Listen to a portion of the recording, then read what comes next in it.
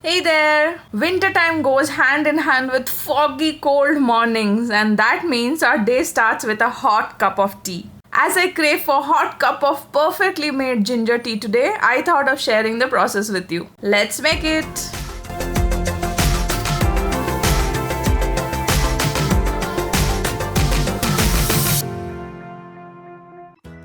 Leave your comments and wish you will subscribe to make this journey more wonderful. This much of ginger is needed for about 3 cups of tea. That's about 2 to 3 inches of ginger. Now crush the ginger nicely. It's recommended to use fresh ginger. In a pan, take about 2 regular sized cups of water.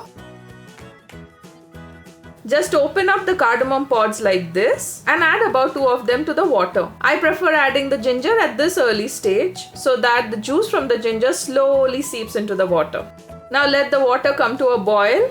The aroma of the ginger and the hot steam from the boiling water in this cold winter morning is heavenly. The water has boiled and slightly the color of the water has changed because of the ginger. Now add 1 tablespoon of tea leaves. Depending on how strong you need your tea, increase or decrease the amount of tea leaves. Now comes the milk. Best is to take equal quantity of milk and water. So take in 2 cups of milk. Love the way the color changes once we start adding the milk. Note that if using full cream milk, add about 1.5 cups of it. Sugar quantity is purely optional. I like lightly sweet, so I added 1.5 teaspoon.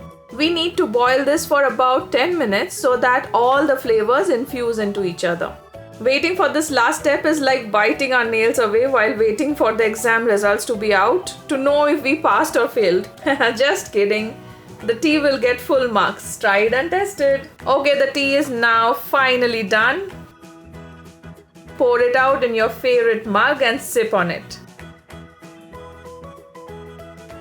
The small list of ingredients is also available in the description box below. Happy holidays, everyone!